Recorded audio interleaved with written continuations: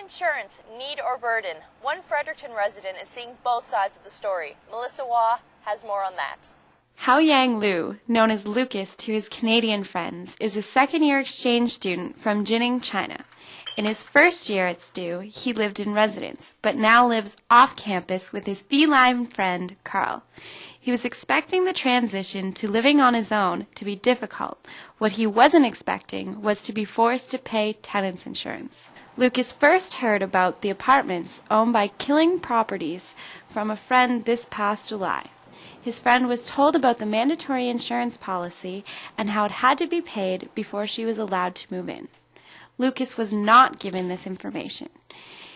He had never heard of tenants insurance before and was frustrated but understood it might be important.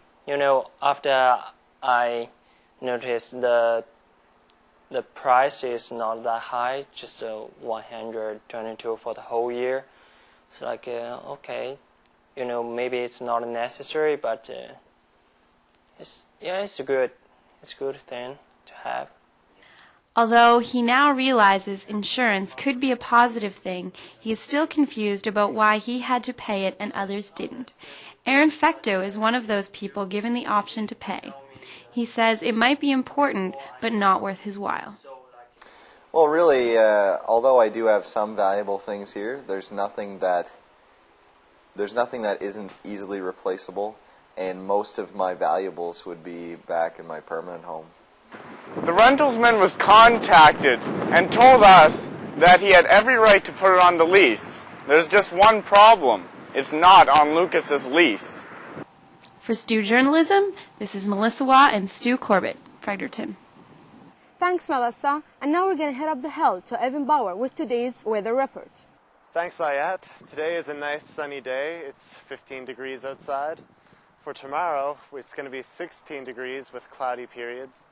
We'll have a nice Saturday. It's going to be 19 degrees and a nice clear day.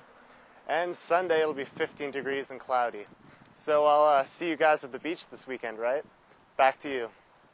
The Harvest Jazz and Blues Festival awarded its prestigious Galaxy Rising Star Award this past week. It was given to Halifax-based funk band Telfer. Jane Erickson has more on that story. Fredericton's Harvest Jazz and Blues Festival may be over, but a bright future lies ahead for the members of Telfer.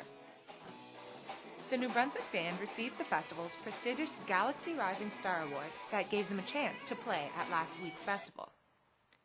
Harvest Jazz started in 1991 and has grown to become one of Canada's most well-known mixed-genre festivals. It was attended by over 75,000 people last year. The Galaxy Award was developed to give new bands a chance to enter the growing festival scene. Telfer is excited about the doors this award will open for them. It gives us it's like that one little medal you can kind of pin on your chest. So like the next time you're going to try and get a gig or something at a venue, instead of feeling like you have to beg, it kind of allows us to sort of, it's not quite so much like you're sort of walking up on your hands and knees trying to get anything. You can kind of hold your head up high a little bit more when you're trying to get shows, which is good. Telfer has played for diverse crowds, a mix of students and longtime fans from their hometown. They're a small band coming from a small town with lots of talent. And they've come a long way since the first time we've seen them. Yes. After 7 shows and more than 5 interviews, the guys from Telfer are ready to head back to Halifax and put in some more work on their new single, Heaven Sent. Given their success at Harvest Jazz and Blues Festival, they'll be back in town very soon. For STU Journalism, I'm Jane Erickson in Fredericton. As summer comes to a close, thoughts turn to back to school. It is an exciting time but stressful too. For university students, it means reconnecting with friends, sharing stories from summer adventures, and preparing for the year ahead. But the stress comes in with the expensive books. Billy White has more in the story. Back to school means back to the books. And for university students, that means added expense. There isn't much debate about the cost. Students agree that the prices are too high. Justin White had this to say. The amount of money that students spend on books every semester is just ridiculous. Some options for students are the used book room on campus, private sales, and shopping online. Professors are sympathetic about the cost and encourage students to buy used books if they can, even authors, like Professor Richard Myers. Understand that, sure, There's no reason in the world why you wouldn't want to save a few dollars and get a secondhand copy.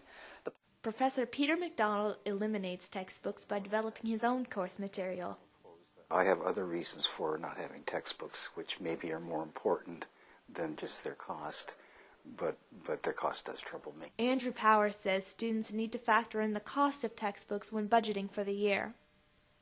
Well, I mean, when you think about your costs, it's not just going to be your tuition. If you have to spend $1,000 on books, you definitely have to set aside money for that. And then, I mean, if you end up being able to get used ones, it's almost just like it's kind of a bonus. Anywhere else other than Greg the bookstore? Adams still prefers to shop at the bookstore. Probably should shop somewhere else, save some money, but it's easier. Get it all done in one place. Not only textbooks, but also supplies, reference materials, and school merchandise.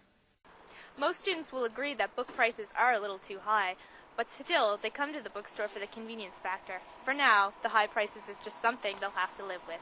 In Fredericton, this is Bailey White for Stu Journalism. Last May, UNB student Jordan Graham was elected as Ward 11 City Councilor in Fredericton. One of his biggest priorities since then has been cleaning up the College Hill area. Matt Robertson reports. A few short months ago, Jordan Graham was a normal student finishing up his third year at the University of New Brunswick. But that all changed in May when he was elected to serve as the city councillor representing Ward 11, becoming the youngest city councillor in Fredericton's history.